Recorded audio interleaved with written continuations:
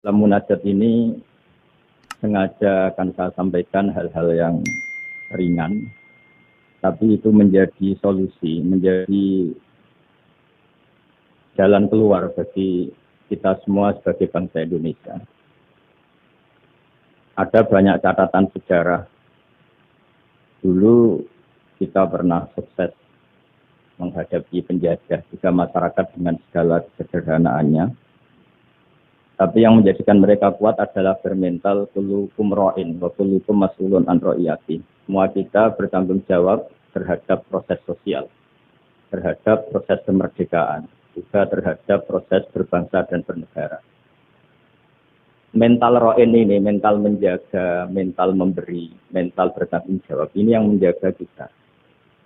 Hingga dulu para TNI, para pejuang itu di kampung-kampung dikasih ketela, dikasih gembili, dikasih hui, bisa makan. Gara-gara punya mental memberi ini, bangsa kita merdeka. Dalam sejarah paling terkenal adalah ketika perang Tabuk. Itu sahabat yang saking miskinnya itu punya beras misalnya di Indonesia kayak beras 2 kilo dikasihkan Nabi 1 kilo, yang 1 kilo untuk keluarganya. Sehingga anggaran perang ini tidak untuk biaya makan, tapi tetap untuk anggaran perang.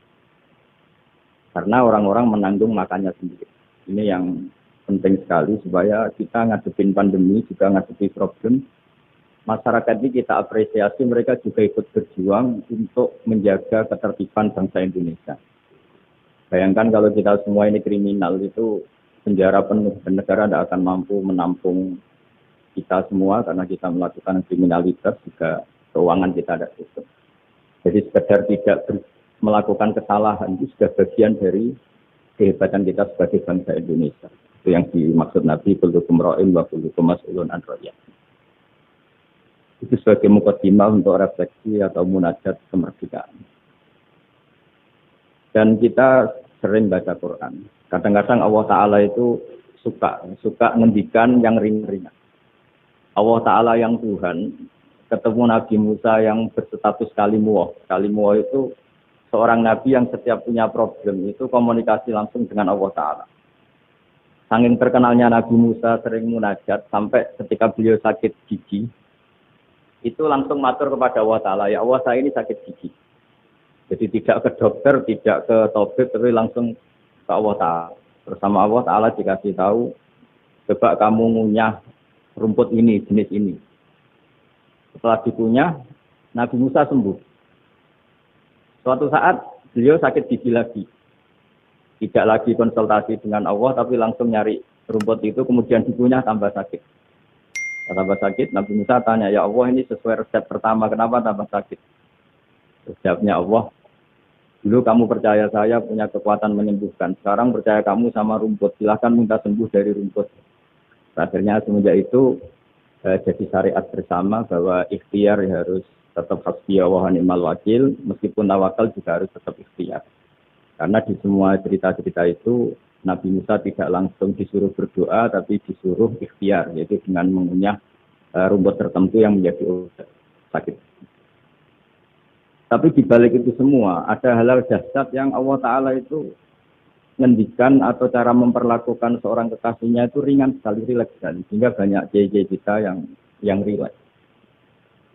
Fir'aun itu betapa biadabnya Fir'aun, betapa benisnya Fir'aun yang menindas bangsa Israel. Bani Israel. Tapi pertama ketika Allah manggil Nabi Musa itu pertanyaannya ringan sekali. Wa ma tilka biyaminika ya Musa, kamu bawa apa? Padahal Allah tentu tahu. Ini Gusti, saya bawa tongkat. Kata Allah untuk apa? Atawakka'u 'alaiha wa husyu biha 'ala ghanami wal yafiha ma'arif ukhra. Ya, banyaklah Gusti fungsinya tongkat ini. Untuk menghalau kambing saya ketika menggembala, untuk merontokkan daun supaya dimakan kambing saya. Dan masih banyak lagi kepentingan yang lain. Kata Nabi Musa, waliyafiha ma'arif ukhra, dan masih banyak kepentingan lain. Sehingga para mufassir mengatakan bahwa psikologi seorang rakyat ketemu presiden atau ketemu gubernur, apalagi ajudan, ketemu pimpinannya itu pasti takut. Cara menghilangkan ketakutan itu diajak ngendikan atau ngomong yang ringan-ringan.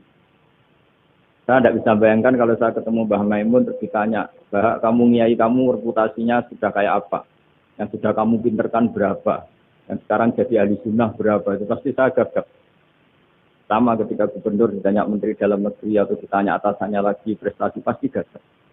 Jika kadang-kadang bangsa ini kalau antar pejabat ketemu ya makan-makan. Kalau ketemu kadang ngendikan yang ringan-ringan. Itu sebetulnya bukan hal yang salah karena dalam kecapean seperti ini, hal-hal yang ringan itu adalah obat, adalah solusi. Hingga Nabi Musa tidak ditanya, kamu jadi Nabi, reputasi kamu apa? Lalu ditanya yang ringan. Wa ma tilka biyami nikaya Musa. Qala ya aso ya atawakkau alaihi. Hal itu juga yang kadang-kadang Nabi kalau ditanya, ayat Islam ya khairun ya Rasulullah. Islam yang terbaik itu gimana ya Rasulullah? Jawabannya Nabi itu kadang hanya jawab kit'amu to'am. Kit'amu to'am wa isfa'us salam alaman arsa malam tarif. Ya Islam yang baik itu ya pokoknya makan-makan itu kalau ketemu teman ya makan-makan kalau ketemu. Lalu di balik keriangan ini, di balik ketenangan ini atau keriangan ini, di balik hal-hal yang sederhana ini, terjadi fikih yang luar biasa. Ini tadi saya nanti sampainya ke Hizkren. Terjadi fikih yang luar biasa. Ketika ahli fikih mengatakan senyum itu sunat karena tidak wajib, tidak berdoa. Tapi konsekuensi hukumnya bisa wajib. Ya tadi misalnya kita punya istri solihah, tentu kita butuh happy. Yang istri kita misalnya jujur, yang tidak istri kita ramah senyum. Maka ini ada persaingan halal dan haram. Dan haram ini bisa menang hanya modal senyum, yang halal karena benar salah. Jika dalam konteks tertentu maka yang dikatakan Nabi senyum itu sunnah, itu tidak dimanai ulama sunnah dengan arti tidak wajib. Tapi sunnah dengan arti perilakunya orang-orang soleh untuk kompetisi itu pasti senyum. Karena tidak kebayang kalau yang soleh, yang baik itu bawaannya tanfir, menjadikan orang lain lari. Sementara yang batil menjadikan orang lain tertarik. Ini jangan sampai terjadi. Sehingga Islam kadang-kadang mengajarkan kita hal-hal yang ringan tadi. Kita amut-to'am. Ya kalau ketemu teman ya makan-makan. Kita tidak bisa bayangkan misalnya komunitas orang-orang bandar narkoba kalau ketemu anak buahnya makan-makan, rileks. Sementara kita yang soleh-soleh, berdiknya minta ampun. Sehingga orang terus kapok berteman orang soleh karena batil, terus mencari berteman orang batil karena takut. Begitu juga di perdagangan. Di perdagangan kita ingin produk halal ini menjadi inspirasi kita, menjadi mental kita. Sehingga barokahnya produk halal ini, kita tidak butuh lagi produk yang haram. Wa aghnina bi halalika an haram. Semoga dengan halalmu ya Allah, kita tidak butuh lagi haram. Misalnya orang-orang soleh itu kalau sholat senangnya minta ampun. Bisa sholat top awal senangnya minta ampun. Menemukan imam masih takbir, senangnya minta ampun. Sehingga kesenangan-kesenangan ini menjadi tidak perlu lagi senang hal-hal yang haram. Makanya saya ikut mengapresiasi Hizkren ini semoga jadi sistem perdagangan yang menjadikan orang itu jauh dari haram. Di antara haram dalam Islam adalah kita tidak punya harta kemudian menjadi beban bagi orang lain. Fayaku nakalan alam nas, jadi beban orang lain. Hingga di makalah Imam Ghazali paling terkenal di antaranya muru'ah. Muru'ah itu harga diri seseorang itu punya uang, punya harta. Kata Imam Ghazali menyitir dua makalah orang sebelumnya, apa etika orang kalau ketemu teman?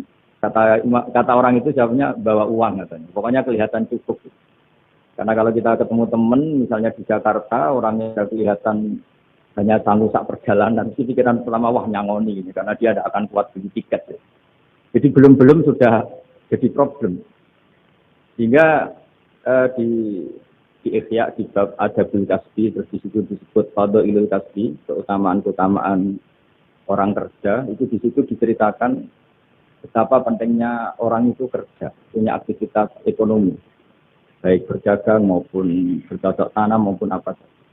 Karena di antara etika berteman itu kata ulama ini punya uang, karena nanti si Sohibul Bait ini tidak kepikiran macam-macam. Jadi saya tidak akan cerita panjang lebar, cuma saya pastikan bahwa kegiatan halal itu harus dominan dan harus asik. Karena nanti kalau dalam kompetisi kita yang bernegara sehat, bawaannya marah-marah, orang yang salah bawaannya senyum, pasti pertarungan ini akan dimenangkan yang salah. Begitu juga yang orang bawa kebenaran, bawaannya pikir, sementara yang bawa kebatilan, dermawan, pasti kita akan salah. Ini pentingnya ngaji usul fikih bahwa bagaimana tadi yang beberapa kali disinggung oleh Kiai Ma'ruf Amin. Saya suka sekali karena beliau sering menghentikan kaidah-kaidah usul fikih. Bahwa masalah pandemi ini atau masalah bangsa ini itu masalah bersama, bukan masalah pejabat saja, bukan tanggung jawab pejabat saja. Karena dalam Islam diajarkan siapapun yang punya kemampuan ikut membantu itu ya wajib. Jadi ukurannya itu siapapun, bukan yang sedang bertugas. Kalau semuanya profesional bisa habis bangsa ini. Misalnya kita melihat orang tenggelam, untuk biarin aja kita tidak start, tidak tim yang penyelamat tenggelam. Kita melihat orang kecelakaan, saya tidak satlantas, biar aja. Tidak bisa seperti itu. Meskipun kita kiai, kalau melihat orang kecelakaan, ya ditolong. Meskipun kita tidak profesi itu, kalau berkesempatan ya menolong. Kalau semuanya profesional, bisa habis bangsa ini. Karena nanti orang tenggelam, nunggu tim SAR datang baru nolong. Nanti ada orang kecelakaan, nunggu kasat lantas datang baru nolong. Ya tidak seperti itu. Ukurannya kalau dalam fikih ya man lahu qudratun alal fi'li, yang mampu melakukan ya harus melakukan. Jadi saya terima kasih sekali sama Kiai Hasib, sama semua keluarga Tambak Beras bahwa aktivitas dulu yang dilakukan bahwa Hapas Duo sebagai pedagang, sebagai importer kain, sebagai penggerak ekonomi bangsa Indonesia, dan dulu gerakan-gerakan dari Indonesia juga dimulai dari serikat dagang. Ini semoga berkah dan menjadikan kita berenergi, kita punya kemampuan untuk riayah, untuk menjaga bangsa ini. Bukan menunggu dikasih. Jadi kalau kita ikut mentalnya riayah, memberi, menjaga, pasti mental kita ini bersama-sama menjaga. Kalau mental kita tidak ikut bertanggung jawab, miskin nyalahkan Menteri Keuangan, tidak pinter nyalahkan dia, ribet. Nanti kalau banyak musibah nyalahkan dia, doanya tidak mandi. Wong ada musibah itu karena sanksi orang-orang yang nggak jelas, malah disalahin kan ya ribet. Nanti kalau salah-salahan gitu terus ribet. Alhamdulillah kita tidak punya mental seperti itu. Kita semuanya berdoa, Rabbana dzalamna anfusana, kita semuanya merasa salah. Karena ya tadi termasuk salah adalah misalnya karena suatu saat Nabi Ayub ditanya istrinya, kenapa engkau sebagai Nabi tidak minta doa di entasnya musibah pada diri engkau? Saya sehat sudah berapa tahun? Ya sekitar sekian puluh tahun. Saya sakit baru sekian bulan. Masih lama mana? Ya lama sehatnya. Ya sudah, saya tetap akan jaga syukur itu. Nah, syukur ini penting bukan untuk dablek, tidak peduli, supaya jaga imunitas. Karena di antara nikmat yang paling pokok itu allazi atamahu min ju'u wa amanahu min khauf. Orang bisa makan, hidup kita tidak terancam oleh kepunahan, oleh pembantaian, oleh chaos sosial, itu sudah luar biasa.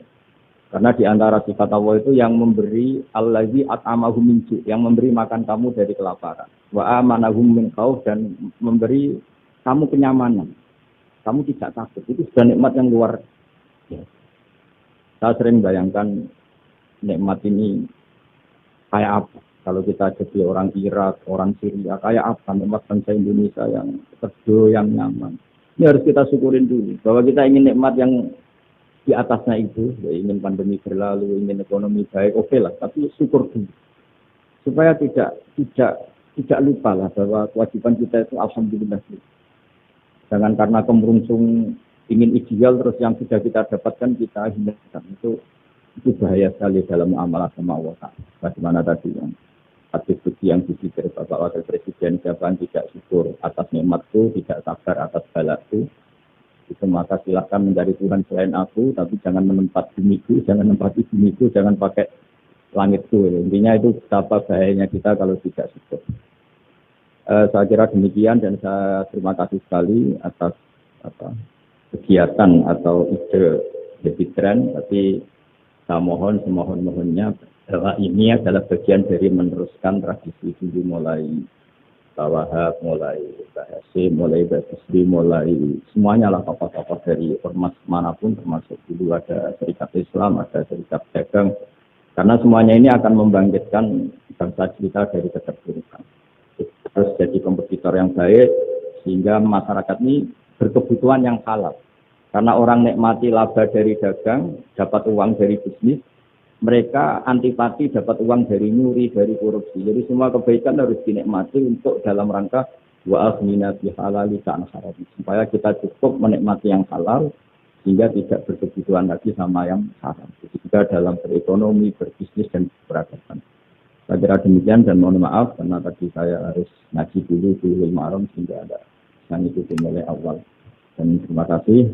Assalamualaikum warahmatullahi wabarakatuh.